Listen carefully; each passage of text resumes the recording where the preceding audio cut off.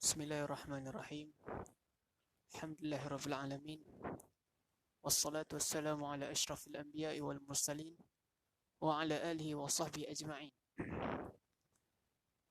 Assalamualaikum warahmatullahi taala wabarakatuh.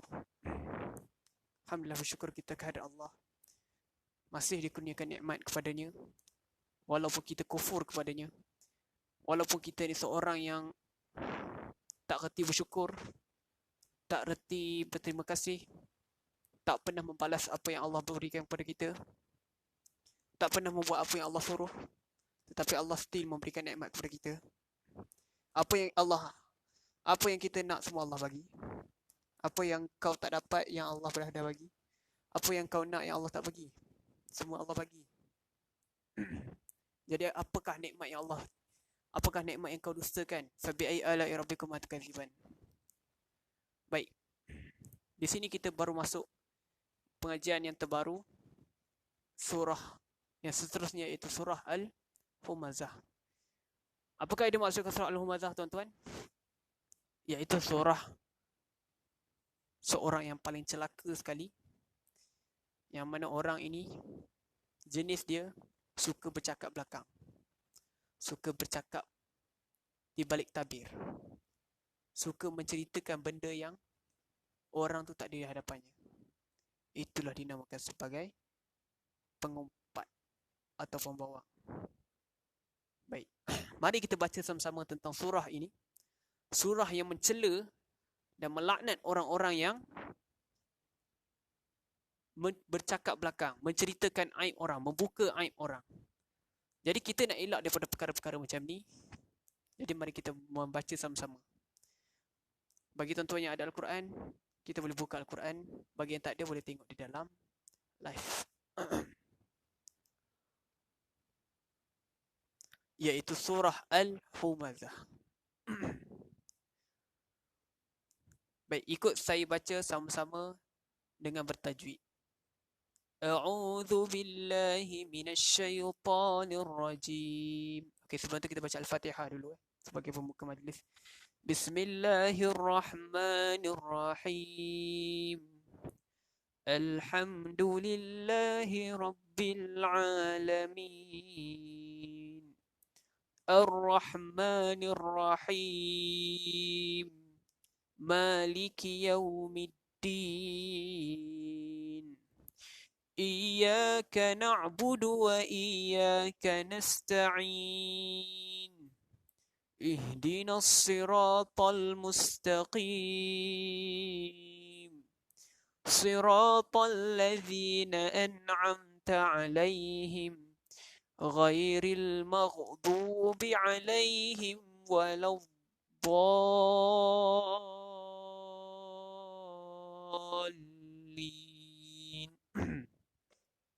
Harap Al-Fatihah anda bagus bacaan, supaya kita tidak terbatal ataupun tidak sah dalam solat. Al-Fatihah itu paling penting dalam banyak-banyak bacaan yang kita perlu perbaiki. Baik, mari kita masuk sama-sama surah Al-Humazah. Bismillahirrahmanirrahim. Wailul likulli humazatil lumazah. Sekali lagi. Wailul likulli humazatil lumazah. Alladhi jama'a malan wa'addadah. Yahsabu anna malahu akhladah. Kalla layunbadhanna fil hutamah. وما أدراك ما الحطمة نار الله الموقدة التي تطلع على الأفئدة إنها عليهم مؤصدة في عمد ممددة. Selesai sudah bacaan. Itu merupakan bacaan yang betul dan bertajwid. Baik, mari kita kaji sama-sama tajwidnya. Wailul, okey, kita dah jumpa, iaitu satu tanwin yang berwarna merah, maka dia merupakan idgham. Wailul likulli humazatil lumazah. Terima kasih kepada yang baru join. Humazatil lumazah. Di sini juga kita jumpa tanwin berwarna merah seperti ini, maka hukum dia sama, idgham. Idgham bi ghairil ghunnah. Ini juga idgham bi ghairil ghunnah. Allazi jama'a malahu wa'addadah. Di sini juga kita jumpa tanwin berwarna merah, iaitu idgham, memasukkan. Tetapi idgham ini dan ini berbeza tuan-tuan. Idgham ini mempunyai dengung, tetapi idgham ini tidak mempunyai dengung. Dan bacaan tuan-tuan perlu fokus antara dengung yang ada, idgham yang ada dengung dan idgham yang tak ada dengung. Yahsabu anna ma lahu akhladah. Baik, dekat sini ada satu berwarna merah yang itu syaddah atau huruf yang kita gandakan. Kita tekankan bunyi anna wajibul ghunnah. Ma lahu akhladah. Di sini ada satu mad, huruf mad, waw kecil, mad yang bertemu dengan hamzah. Hukumnya apa? Hukumnya hukum dia apa? Mad jaiz munfasil. Dua kalimat bertemu di dalam dua kalimat mad jaiz. Bertemu dalam satu kalimat seperti ulaika ya ayyuha, maka itu merupakan mad wajib muttasil. Kalla ada tanda berhenti di sini, maka boleh berhenti, terpulang.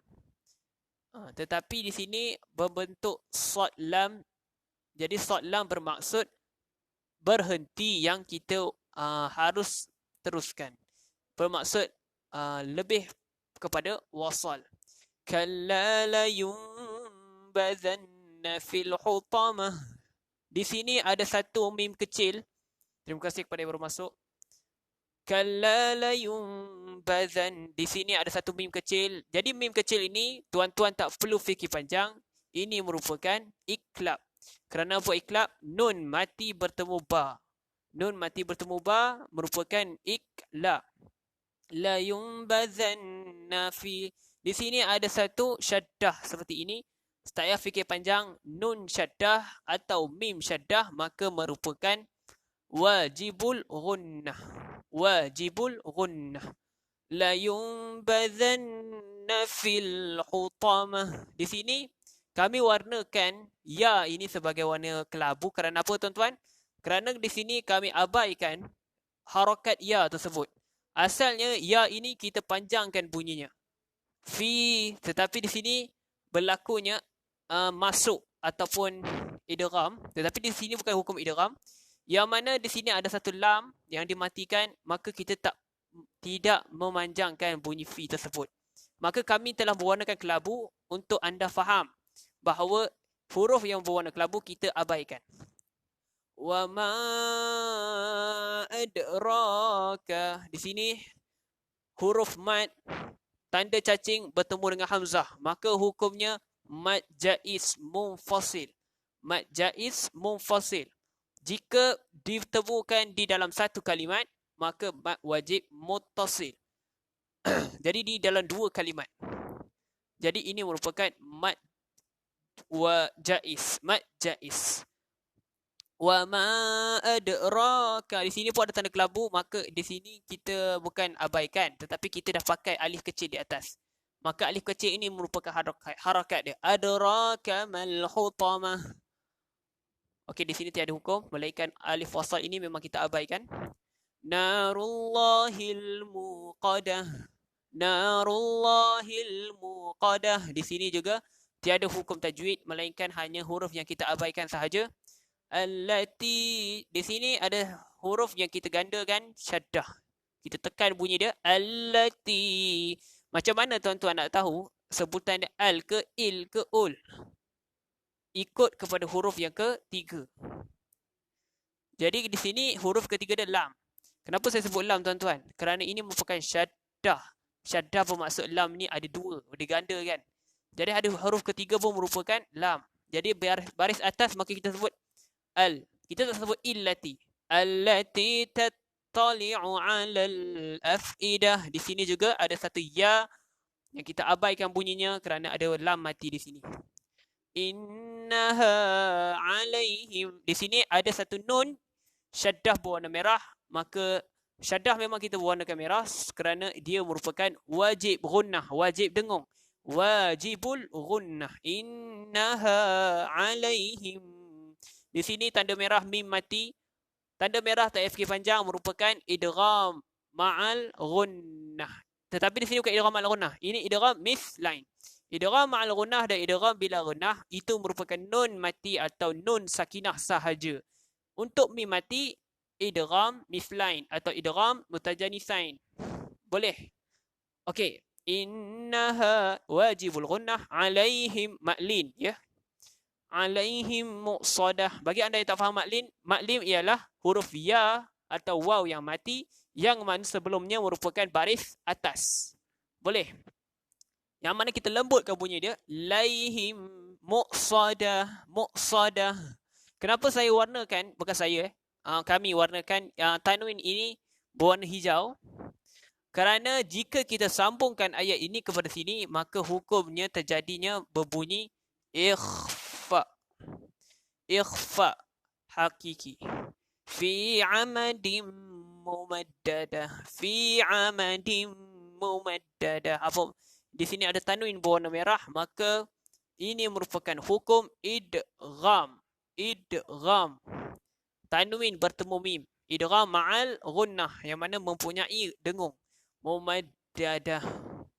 Mumaddadah. Di sini pun ada satu mim kecil. Kenapa? Kerana jika kita sambungkan ke sini, maka terjadinya hukum iklab. Mumaddadatim bismil. Okey, boleh. Kerana tanwin bertemu ba. Saya minta anda share kepada ramai orang untuk kita fahamkan lebih ramai orang tentang surah Al-Humazah ini. Terima kasih kepada yang baru join. Baik, kita masuk kepada pemahaman. Kerana masa kita sekejap saja. Isyak saja kita berhenti, ya. Baik, kita menceritakan tentang surah Al-Humazah yang bermaksud tentang menceritakan orang-orang yang mana orang ini suka mengata orang di belakang, tabir atau membawang. Istilah zaman sekarang pakai kaedah mengumpat ni, membawang zaman sekarang. Jadi mereka nak kata saya tak mengumpat, saya membawang, sama je, tak ada beza. Kau mengumpat, kau membawang ke, kau cakap belakang, merupakan kau makan daging dia orang yang mengumpat tu. Kau makan daging. Daging apa? Daging mentah. Jadi mari kita kaji sama-sama. Saya harap bila kita ambil iktibar setiap surah-surah ini, kita dapat ambil iktibar daripada penerangan-penerangan setiap surah. Kerana setiap surah ini menjelaskan setiap kehidupan kita. Kehidupan kita ini berkait rapat dengan setiap surah lazim. Kerana itu juz amma ini berkait rapat dengan kehidupan anda, kehidupan kita. Jadi kita perlu dengar elok-elok dan kita sebarkan kepada ramai orang supaya ramai orang lebih tahu tentang perkara-perkara ini. Surah Al-Humazah merupakan ditujukan kepada orang yang suka mengata belakang. Orang yang suka cakap belakang. Yang tak berani. Orang panggil ni pengecut. Baik. Wailul bismillahirrahmanirrahim. Dengan nama Allah yang maha pemurah lagi maha penyayang. Wailul likulli humadzatil lumadah. Maksudnya apa? Wailul. Celaka. Celakalah siapa? Humadzatil. Pengumpat. Pembawang. Pencakap belakang. Pengecut. Semua yang kutuk belakang. Menjatuhkan orang lain tanpa orang lain itu sedar. Itu merupakan pengumpat. Itu merupakan pembawang ataupun orang yang makan daging saudara dia sendiri. Celakalah bagi setiap. Wailul likulli. Likulli maksudnya setiap. Bukan likul, maksud kul ni asal perkataan semua. Likulli setiap. Setiap orang. Likulli humazatil. Setiap pengumpat. Setiap pencakap belakang ni. Humazatil lumadah. Celakalah bagi setiap pengumpat dan pencela. Lumadah maksudnya pencela. Anda yang orang yang suka mencela orang lain, yang tidak suka melihat orang lain ni lebih hebat daripada dia atau lebih gah ataupun lebih menonjol ataupun dia punya persaingan dia lebih hebat, dia punya dalam contoh dalam bisnes dia lebih grow ataupun lebih power dalam satu bidang yang sama, maka mereka berdengki. Dan dia pun dia tidak bersaing. Dia berdengki, dia bukan cara dia berlawan semula, tetapi dia berdengki dengan cara dia menjatuhkan pesaing dia, dengan cara dia mencipta satu perkara yang aib kepada pesaing dia, yang mana untuk jatuhkan dia, bukan untuk kita nak upgrade diri kita. Sepatutnya fungsinya pesaing dalam apa-apa pun kita punya bidang, fungsinya adalah untuk kita upgrade kita punya nilai. Dalam kehidupan kita, setiap pesaing, kita perlu lawan dia dengan cara kita upgrade diri kita ni supaya kita boleh lawan dengan dia. Bukannya kita pergi jatuhkan dia untuk dia sama tahap macam kita, yang mana dah kita tahap bengong, kita nak jatuhkan dia pada tahap macam kita. Tak, kalau cerita sampai bila lah kita bangsa Melayu ni ataupun bangsa kita ni takkan maju kalau kita asyik nak menjatuhkan orang ni supaya jatuh macam tahap kita. Bila kita nampak seseorang untuk upgrade, biarkan dia upgrade. Biarkan mereka itu berkembang. Dan kita perlu cemburu dalam keadaan kita upgrade diri kita untuk kita berlawan dengan mereka. Itu cara yang betul. Berdengki dengan baik. Dengki dengan cara kita upgrade diri kita untuk lawan dengan dia. Bukan kau pergi jatuhkan dia ataupun kau hantar sihir. Jadi celakalah bagi orang yang menjatuhkan orang lain disebabkan dia rasa dengki atas sebab dia lagi hebat daripada kau. Biasanya orang pembawang-pembawang ni, dia suka mencela orang yang mana orang ni lebih hebat daripada dia. Pertama. Yang kedua, dia rasa benci dengan orang tu. Sebab orang ni, yang mana orang ni ada satu bab yang boleh menjatuhkan dia, maka dia membuka satu aib untuk menjatuhkan orang tu tersebut. Sedangkan orang tu sedang mengupgrade diri dia, dia tak upgrade. Dia nak bagi dia sama tahap dengan orang tu, cara dia bagi jatuh orang tu. Itu yang salahnya masyarakat kita sekarang. Kita sambung ayat seterusnya. Allazi jama'a malahu wa 'addadah. Yang bermaksud yang mana yang mengumpulkan harta dan menghitung-hitungnya. Apa maksud di sini? Maksudnya mengumpulkan dan menghitung-hitung harta yang kerana dia menjadi bakhil dan tidak mahu menafkahkannya dari jalan Allah Subhanahu Wa Taala. Yang mana yang mengumpulkan harta dan menghitung-hitungnya. Orang yang siapa ni, pencela ni, orang yang suka menjatuhkan orang lain ni, dia yang suka mengumpulkan harta dan menghitung-hitungkannya. Dia suka kumpul dia punya harta-harta dan suka menunjuk, menghitung-hitung. Oh, aku ada ni. Itu merupakan sifat-sifat pencela ataupun pengumpat. Okey, ayat ketiga. Yahsabu anna malahu akhladah. Yahsabu, dia mengira bahawa hartanya itu dapat mengekalkannya. Jadi Allah kata celakalah orang macam ni. Bagi pengumpat pencela ni, celakalah bagi orang yang mana dia mengumpulkan harta semata-mata untuk dia kumpul harta dia untuk jadi kaya. Faham tak istilah ni? Apa beza orang yang mengumpulkan harta dan tak nak sedekah kepada orang lain, tak nak memberi manfaat kepada orang lain untuk jadi kaya, dengan orang yang keluarkan duit dia, lagi dia dapat duit, lagi dia bagi kat orang, lagi dia tak menghitung pun. Dia kira dia betul bagi kat orang. Sambil tu dia ada plan lah. Dia tetap menghita cash flow dan sebagainya. Dan dia ada misi. Tetapi dia memberi orang sedekah sebagainya. Apa beza orang ni yang suka mengeluarkan duit, suka invest duit dan menolong, memberi manfaat kepada orang lain, dengan orang yang suka mengumpulkan hartanya, yang mana mengira bahawa hartanya itu yang mengira harta itu dapat mengekalkan kedudukannya sebagai, contoh dia sebagai seorang yang jutawan, maka dia rasa harta dia ni akan mengekalkan tahap dia dengan cara dia tak perlu memberi manfaat kepada orang lain. Maksud memberi manfaat itu kita memberi sedekah kepada orang lain. Dia mengira bahawa jika dia bagi duit kepada orang lain, maka dia miskin. Siapa yang ada pemikiran macam tu, itu merupakan pemikiran yang salah. Itu yang disebut dalam surah Al-Humazah. Baik, kita terus ke ayat keempat. Kalla la yumbazanna fil hutamah.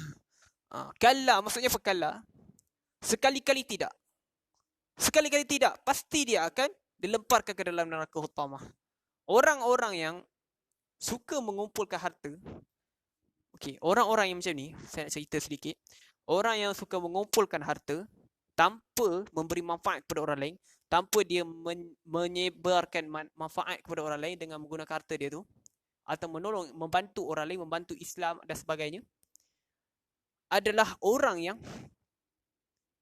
gagal. Orang yang takkan berjaya. Jadi, bila dia tak berjaya, dia akan nampak pesaing dia atau orang-orang yang macam dia menaik, makin tinggi, makin hebat, makin hebat. Jadi bila dia nampak kawan atau pesaing-pesaing dia makin hebat, kerana pesaing dia menggunakan kaedah bersedekah, mengeluarkan duit. Jadi Allah dah sebut, dah berjanji, siapa yang keluarkan duit bersedekah, maka kami akan tambahkan 2 kali ganda di dalam kehidupannya. Jadi bila dia nampak kawan dia semua menaik, makin hebat daripada dia, dia mula dengki. Itulah yang disebut dalam surah Al-Humazah. Bila dia dengki, dia mula menceritakan keaiban dia supaya dia jatuh. Dia menceritakan kepada ramai-ramai netizen lain dan menyebarkan keburukan supaya dia jatuh. Itu cara dia nak bersaing. Padahal dia tak sedar yang sebenarnya kesalahannya adalah dia tidak upgrade diri dia. Dia tidak mengubah cara dia punya kehidupan. Sebenarnya, jika kita nak upgrade diri kita adalah dengan cara kita mengeluarkan duit dan kita membantu orang lain. Kita membantu orang lain supaya naik macam kita, maka kita akan naik. Bila orang lain dibantu oleh kita, maka ramai orang akan memandang tinggi kepada kita. Jadi kita secara automatik akan naik, akan upgrade bila orang lain nampak kita ni bagus, sentiasa memberi manfaat kepada orang lain. Tetapi jika kita bakhil, sentiasa kumpulkan harta dan tidak memberi manfaat kepada orang lain, dan kita punya kepala otak ni fikir jika kita kumpulkan harta, kumpul, dapat duit kumpul tanpa bagi orang, maka harta ini akan membiak. Umpama kita pakai kita pakai istilah sikit-sikit awan jadi bukit. Kalau kita keluar maka dia tak jadi bukit. Maka itu adalah pemikiran yang takkan maju. Pemikiran macam tu adalah pemikiran yang miskin. Jadi Allah kata apa? Bukan setakat miskin di dunia, miskin di akhirat sekali. Miskin di dunia dan miskin di akhirat. Yang mana dekat akhirat dia akan masuk dalam neraka Al-Hutamah. Neraka Hutamah ni apa? Baik, kita sambung ayat kelima. Wa ma adraka mal hutamah. Dah tahu tak engkau ni apa hutamah tu? Tahu tak engkau neraka hutamah? Neraka ni banyak tuan-tuan. Jahannam, Jahim, Hawiyah, Hutamah. Banyak, semua neraka-neraka ni ada dia punya sakit dia masing-masing. Ada dia punya pedih dia. Jahannam apa pedih dia, Hawiyah apa pedih dia. Hawiyah ni neraka yang sangat panas. Jadi Hutamah ni apa pula kita nak tahu? Hutamah ni khusus kepada orang-orang yang kaki kutuk belakang, ataupun orang-orang yang kaki bawang, pengumpat dan sebagainya. Jadi khusus untuk orang yang macam ni masuk dalam neraka Hutamah. Orang munafik masuk neraka Jahannam. Jahannam di mana? Di pangkal api neraka Jahannam, di dasarnya. Itu neraka, itu Jahannam nama. Hawiyah, api yang sangat panas. Hawiyah kita akan baca dalam surah Al-Qari'ah. Siapa yang akan masuk dalam neraka Hawiyah ini? Baik, kita bersama ayat 6 untuk kita tahu apakah neraka Hutamah ini. Narullahil muqadah, iaitu api Allah yang dinyalakan. Api Allah yang dinyalakan.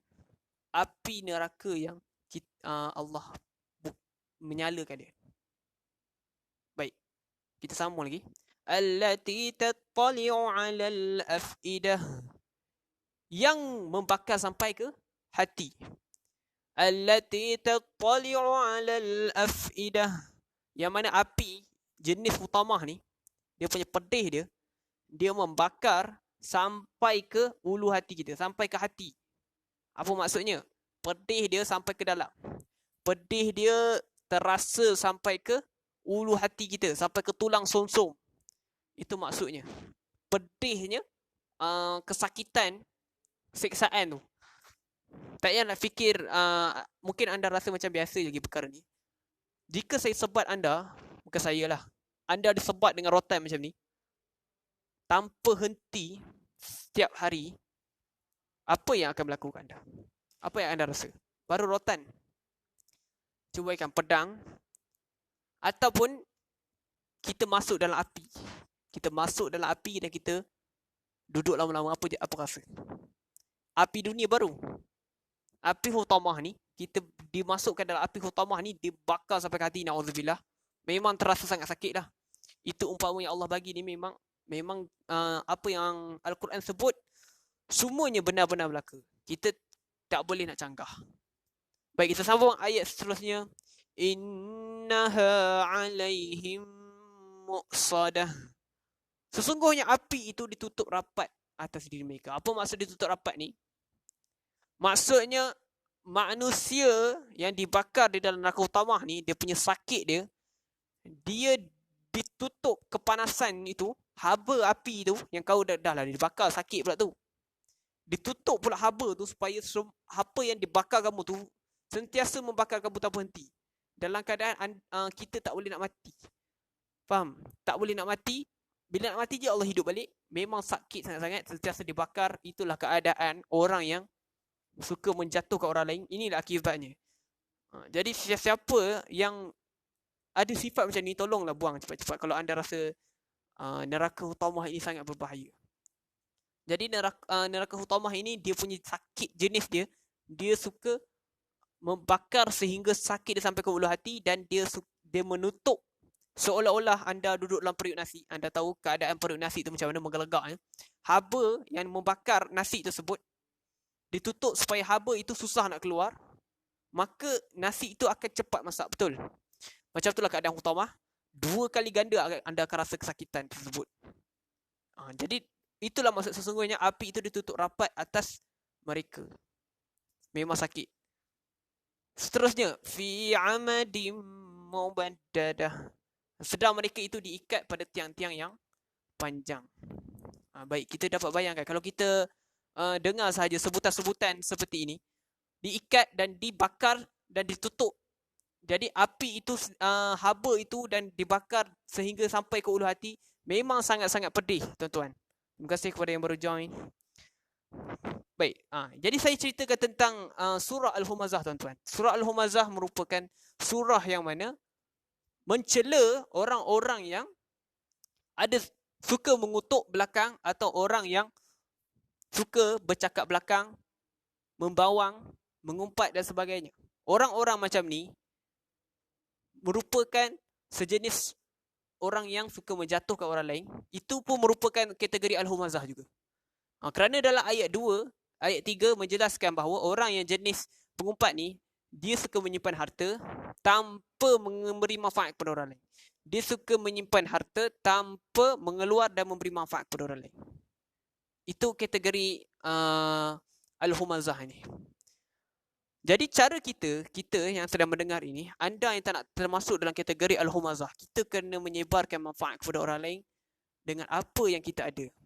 Apa yang tuan-tuan ada dalam diri tuan-tuan, kita kena sebarkan kepada orang lain. Walaupun kita ada sedikit sangat ilmu yang kita ada, kita kena sebar kepada orang lain. Kerana di akhirat kelak, kita akan ditanya apa benda yang engkau buat di dunia. Apa benda yang engkau beri manfaat kepada orang lain. Semua tu akan ditanya. Semua tu akan ditimbang di Al-Mizan. Apa benda sumbangan yang engkau cuba buat kan? Selain pada solat, kita memang akan diperkirakan solat dalam timbangan Al-Mizan. Kita akan dikira, kita mula-mula sebelum kita amalan-amalan kita yang lain ditimbang, yang first kali amalan yang ditimbangkan di dalam Al-Mizan merupakan solat. Jadi solat, of course, paling penting merupakan rukun 3 yang kita perlu fokus. Rukun qauli, fi'li dan qalbi. Jadi rukun qalbi ialah niat. Rukun fi'li ialah pergerakan kita, takbir dan sebagainya. Rukun qauli ialah bacaan ayat Al-Fatihah kita. Jadi pentingnya ayat Al-Quran ini untuk kita perbetulkan Gitu, kita lancarkan tajwid tu supaya kita tak ada salah, supaya kita dapat timbang di Al-Mizan kelak. Jadi contoh, selepas anda lepas daripada selepas untuk timbang solat anda bagus, anda akan diperkirakan bahagian Al-Humazah, iaitu adakah anda memberi manfaat kepada ramai orang. Adakah anda memberi orang lain sedekah. Jadi tuan-tuan, kita mati meninggalkan 3 benda, iaitu, okey dah azan, kita sahut azan dulu Allahu Akbar, Allahu Akbar. Sekejap, saya sebut 3 dulu, 3 benda yang kita akan tinggalkan bila kita mati, iaitu doa anak yang ilmu yang bermanfaat, doa anak yang soleh, dan yang ketiga ialah ilmu yang bermanfaat, doa anak yang soleh, dan Allahu Akbar, Allahumma salli ala Sayyidina Muhammad. Ilmu yang bermanfaat, anak yang soleh. Apa satu lagi? Allah. Komen tolong bantu sementara kita sahut azan. Ilmu yang bermanfaat, doa anak yang soleh, asyhadu an la ilaha illallah.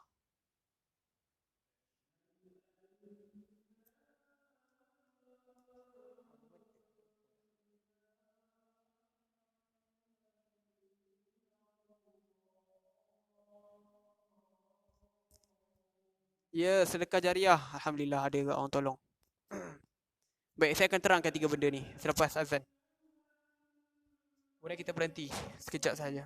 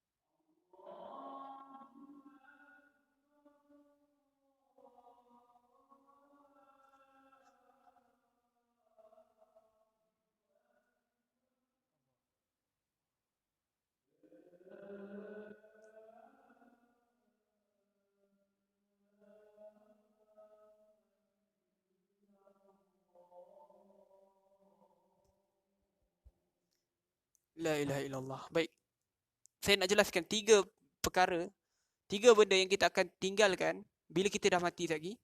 Iaitu yang pertama, doa anak yang soleh, sedekah jariah, dan ilmu yang bermanfaat. Baik, saya nak fokus yang ilmu yang bermanfaat. Yang pertama, ilmu bermanfaat apa maksud tuan-tuan? Yang mana di akhir di kubur lagi, anda akan ditanya, adakah anda menyebarkan ilmu yang mana anda memberi manfaat kepada orang lain. Apa yang kau ada ilmu sekarang, kau memberi manfaat kepada orang lain tak? Itu namanya ilmu bermanfaat. Kalau anda mendapat ilmu tapi anda tidak menyebarkan, maka anda tak manfaatkan ilmu itu sebenarnya. Jadi anda termasuk dalam tercela juga jika anda tak memberi manfaat kepada orang lain. Itu maksudnya ilmu yang bermanfaat. Jadi macam saya memanfaatkan dengan cara buat live apa yang teknologi kita ada. Apa yang saya ada saya cuba sebarkan, apa yang saya tahu saya sebarkan, dan jika anda tahu anda pun juga kena sebarkan. Baik, yang kedua tentang sedekah jariah. Apa maksud sedekah jariah? Sedekah jariah ialah sumbangan apa yang kita sumbangkan kepada kehidupan kita. Apa yang anda sumbangkan? Apa yang anda sumbangkan dalam kehidupan anda bermaksud bukan sahaja sedekah.